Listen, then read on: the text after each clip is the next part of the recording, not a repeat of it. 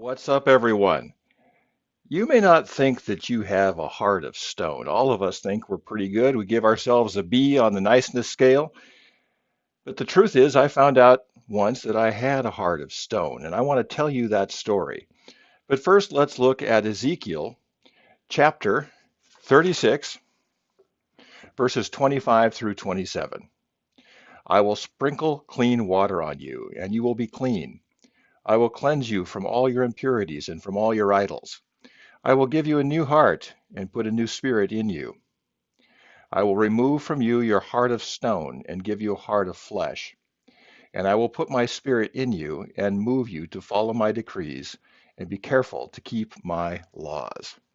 Heart of stone.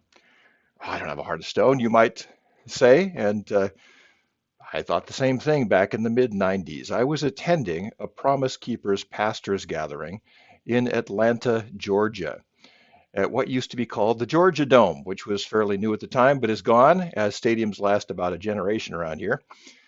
And there were 40,000 pastors there, and people of every race and ethnicity were getting up to the microphone and talking about the sin of racism and asking for forgiveness, repenting of racism. And I got really bored with it. I thought, racism, schmacism, what's going on here? I'm not racist. I've never used the N word. I don't make racist jokes in that sense. I don't disregard anyone for their ethnicity, their color, their race, whatever it might happen to be.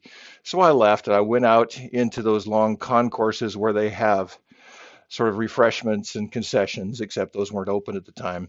And it was just me and this concrete floor and a concrete column. And I sat down there on the floor and put my back against the concrete column. I said, Lord, this is boring. I don't want to hear any more of this.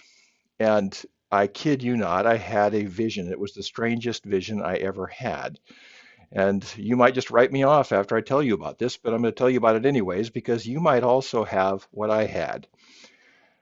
I said, Lord, I'm not a racist. I don't use the N word. I don't disregard people for their ethnicity. What's going on here? Do I have to sit through all of this, one person after another, repenting for the sin of racism? And the Lord said, look into your heart. And I said, well, my heart's fine. He said, you may not have said anything disparaging about other races, and you might treat them somewhat fairly.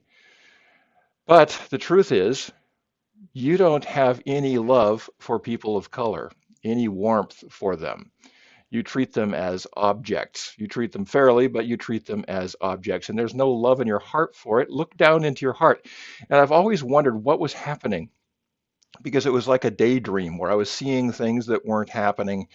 And I literally was able to reach down into my heart. And it wasn't gross or weird or anything. It was just real easy. I reached down my heart, and there was the coldest stone you ever saw. And my hand clasped around that stone about the size of a tennis ball. And the Lord said, pull it out. And I pulled it out, and there was no pain involved. And I was holding this stone in my vision. And he said, throw it as far as you can. And I did. And I broke into tears right there. It must look quite strange, all by myself, although no one saw me because I was sitting out there on the concourse. And I went back in. And some things happened in the next hour or two that changed my life. Steve Green was singing "Let the Walls Fall Down." I was in the choir, which is another another story all to itself. And the place disintegrated, and we started praying with one another.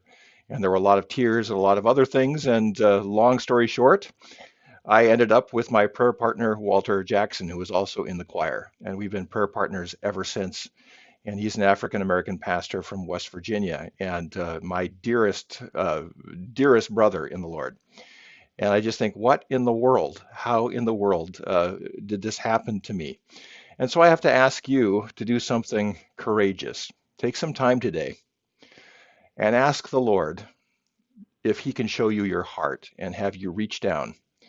And you just might. Maybe you don't, but maybe you have a heart of stone. Maybe you've been treating people fairly, but maybe there is no love in your heart for something, someone, or whatever it might happen to be.